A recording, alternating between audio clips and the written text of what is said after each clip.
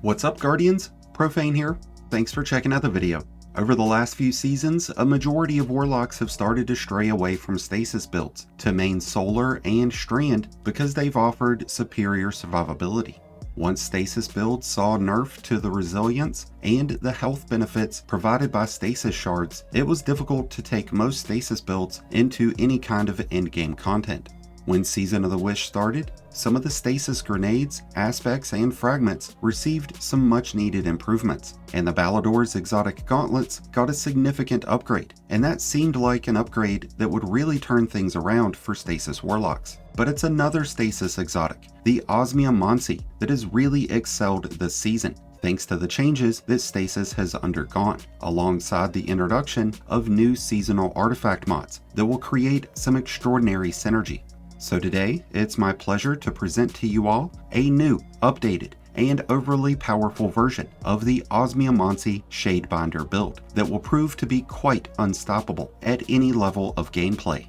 The Osmiomancy provides the fervid Cold Snap intrinsic trait, which grants an extra Cold Snap grenade charge. Cold Snap grenades will have better tracking, they'll travel 35% further, and based on the combatant's tier level, you'll gain bonus grenade energy when Cold Snap grenades hit and freeze targets. This ranges between 10% on those low rank enemies, and as much as 50% on the bigger, tougher ones. Bungie made significant improvements to the tracking capabilities and the recharge rate of Cold Snap grenades, making them much more effective. With an additional Cold Snap charge available, the Bleakwatcher aspect creates perfect synergy with Cold Snap grenades. We can put up a Stasis turret to continuously slow and freeze enemies, while also having plenty of grenade energy left to toss out Cold Snap grenades or extra turrets. Before we dive into the new seasonal artifact mods, let's talk about our other selections in our class tree first. So along with Bleakwatcher, we're using Glacial Harvest. This generates Stasis shards when we freeze targets. Rank and file enemies create 1, and higher ranking enemies create as many as 3. After you've created 6 shards, there is a cooldown timer of 10 seconds. But this only has an effect on shards that are created through Glacial Harvest. And I say that because there are exotic Stasis weapons like the Wicked Implement or the Vergless Curve that will create their own shards. And as you'll come to find later in the video, we'll be able to generate additional shards thanks to our seasonal artifact. When it comes to our choice in fragments, we're going with Whisper of Chains. When we're near a frozen target or a Stasis crystal, we'll take reduced damage from enemies. This will provide us with 40% resistance as long as we're within 10 meters of a crystal or a frozen enemy, and since we'll have plenty of turrets and plenty of Cold Snap grenades to toss around the battlefield, we'll be able to maintain this bonus resistance indefinitely. To further strengthen our survivability, we're using Whisper of Rime. Whenever we collect a Stasis shard, we gain a small amount of health, and when we're at full health, shards provide an overshield. Shards also provide melee energy, granting 10% with smaller shards and 50% with larger ones, and any shard you create can be collected by teammates, providing them with that melee energy as well. Each small shard provides 5 points of health, while its larger ones provide 35, with a 50-point overshield once you're at full health. It might not seem like a lot that you're getting each time, but it certainly adds up, and keep in mind that you'll be taking less damage anyways because of the bonus resistance.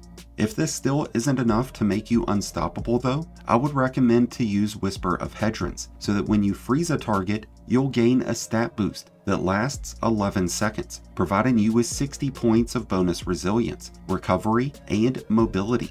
30 points of extra weapon stability, and 15 points of extra aim assist. If you're already at or near 100 points of resilience and recovery, this isn't going to be as beneficial of an aspect to use, which is why personally I use Whisper of Conduction. I've already got tier 10 resilience and tier 7 recovery, so Hedrons isn't going to help out that much. But by using Conduction, whenever Stasis shards are created, they'll automatically come to me, eliminating the need in me running around to find them, putting myself in inopportune positions.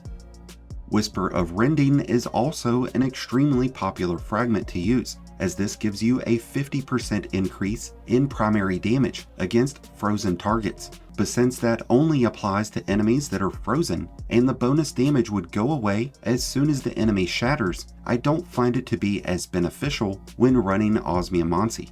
So instead, we're using Whisper of Shards. Whenever we shatter stasis crystals, we gain a temporary bonus in grenade regeneration, providing us with a 500% bonus lasting 6 seconds, and it can be refreshed, extending that time up to 11 seconds.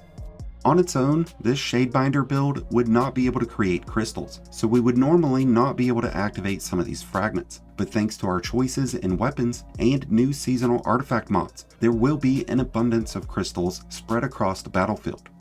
So let's talk artifact mods. We're using Pillar of Ice, so defeating frozen encased enemies creates stasis crystals. Rank and file enemies create 1 crystal, with mini bosses and bosses creating 2.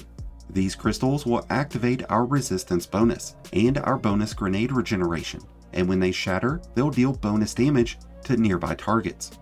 We're also using Dragon's Bite, so breaking a target shield with a stasis weapon has a chance of causing that target to become frozen.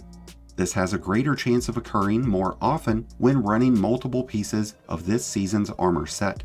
And to piggyback off of this mod, we're using Hail the Storm, shattering frozen targets or stasis crystals deals increased shatter damage, with frozen enemies causing 12.5% extra damage and crystals causing 28%. When these enemies or crystals are shattered, shards of ice will be released and target nearby enemies, dealing additional damage and causing them to become slowed. The combination of these 3 artifact mods will greatly improve our ability to stay alive, to enhance our ability regeneration, and inflict maximum damage against our enemies. Which brings us to our choices in weapons. Now, I spoke of the Wicked Implement and the Vergless Curve already, but neither of these are our main choice in Exotic. The Traveler's Chosen Sidearm is. This sidearm has unique traits that has outstanding synergy with this Osmiomancy build. Sidearms are able to pierce barrier shields this season, and if you've gone into the Warlord's Ruin dungeon, you know how important it can be to have a weapon that pierces shields. Traveler's Chosen comes with Osmosis, so when a grenade is thrown, this weapon takes on your subclass energy, turning this into a stasis weapon. Traveler's Chosen builds up a charge called Gathering Light. 1 stack is provided on each final blow. While Gathering Light is active, you'll gain a bonus to weapon handling, reload speed, and aim assist. And when you hold in on the reload button, Traveler's Chosen will consume this gathered light and convert it into grenade energy, melee, and class ability energy. This provides 10% energy per stack, with as many as 10 stacks that can be held. Since our goal is to produce as many stasis turrets and cold snap grenades as possible, this exotic will help facilitate that. Outside of exotic weapons, the legendary weapons that we are looking to include in this build will be stasis weapons that include Headstone or Chill Clip. Headstone in particular will be extremely beneficial since this creates a stasis crystal after defeating enemies with precision damage. Since we have Pillar of Ice also in effect, this will create multiple crystals, which will all have the ability of triggering our resistance and grenade recharge bonuses, and they'll all cause additional shatter damage thanks to Hail the Storm. This season has introduced a new weapon trait that's included with several energy weapons called Permeability. This causes the weapon to change its energy type to match yours whenever activating your class ability. This has become an extremely beneficial trait, available on weapons like the Lethophobia Void Bow, a bow that's proven to be a great option with this build. There's still a lot about this build to talk about, but so far we've got superior survivability and great ability regeneration. But even with Hail the Storm, we're lacking the big burst damage that you want to have when taking down bosses and big beefy champions. We're using an exotic as our primary weapon, which means that when using the Heavy Ammo Finder mod, we're going to create extra heavy ammo, which will be perfect when using the Cold Comfort rocket launcher. This is our main DPS choice. This rocket launcher drops out of the Ghost of the Deep dungeon, and it's one of the strongest rocket launchers in Destiny. It comes with the origin trait called Restoration Ritual, so whenever you revive an ally or perform a finisher, you'll get a backup round added to the end of your magazine, giving you an extra rocket to discharge. With options like Envious Assassin, with Bait and Switch, Bipod, or Explosive Light, this puts up some extraordinary damage numbers. And when we're using the Cold Comfort, we're pairing it up with some of the other artifact mods that we didn't mention earlier. Blast Radius, to create armor charges. The Overload mod, so that rockets will stun Overload champions. And Argent Ordnance, so that when we ready and fire a rocket with armor charges active, those rockets will have a 15% bonus in damage. This is really going to give us that burst damage that we were lacking. If rockets don't suit your fancy though, there is the Zephyr Sword that is currently available to obtain through the Dawning Live event. This is the only sword that comes with Cold Steel, which slows and freezes targets on consecutive hits. An amazing sword to have, but only available while the Dawning is here. So now that we've addressed our class tree, artifact, and weapon choices, let's take a look at our armor and armor mods. When it comes to our character stats, resilience and recovery will be crucial to focus towards, as this will improve your ability to resist incoming damage, to regain health faster, and get your rift energy back quicker. Since this build focuses around the use of your grenades, having high discipline will be imperative so we can maximize our grenade output. As far as our armor mods go, starting with helmets, we're using Harmonic Siphon mods to generate orbs off of Stasis Weapons. Orbs give us armor charges, which will fuel grenade kickstart, so that when we throw our second grenade charge, we'll get an instant burst of grenade energy. If we add Charged Up to our chest piece, we can have 4 armor charges active, which would grant as much as 40% energy instantly. Using Firepower or Heavy-Handed is rather redundant on a Shadebinder build, as most of the enemies defeated by your grenades or your melee will be because of shatter, not your abilities, so you're less likely to create orbs. So instead, to create additional harmony between your grenade and melee, we're using Impact Induction along with Momentum Transfer. This way, when we use our charged melee, we'll get 12% grenade energy, and vice versa. On our boots, we're using Innervation, Recuperation, and Absolution.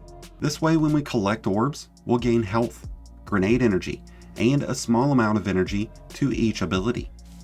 I do recommend having a secondary set of boots, this one equipped with Stasis Weapon Surge mods. This way, when you enter into damage phases, you can swap over and reap the benefits of as much as 22% bonus damage. On our class item, we're using Bomber mods to get bonus grenade energy whenever casting our Rift near enemies, and with the use of the Reaper mod, we'll generate an extra orb on Final Blows after casting a Rift, giving us more opportunities of having armor charges that will provide us bonus rocket launcher damage and provide us with additional grenade energy, on top of all the other benefits that our armor mods will be providing us. Collectively, our choices in armor, class tree, artifact mods, and our exotics will provide us with top-notch survivability and maximum ice carnage, creating the perfect Stasis build to take into any activity this season. The Osmiomancy has always provided Warlocks with extraordinary Stasis builds, but this season, with the new artifact mods and the changes to Stasis class trees, this build is stronger and more reliable than it has ever been. So if you haven't tried out the Osmiomancy Shadebinder build this season, it's high time you do so. And once you have, let us know what your thoughts were down in the comments below. That's going to wrap things up on today's Stasis Warlock build. Thank you as always for checking it out. If you enjoyed and found it helpful, then be sure to hit that like button below, along with the subscribe button if you're new. Both are greatly appreciated, and both really do help support the channel. If you're a new Light Guardian, just starting your journey, or a battle-hardened veteran just looking for a new home, then be sure to check out the Discord link in the description below and join one of the greatest communities in all of Destiny. And until next time, Guardians, this has been Profane, wishing you all some happy hunting.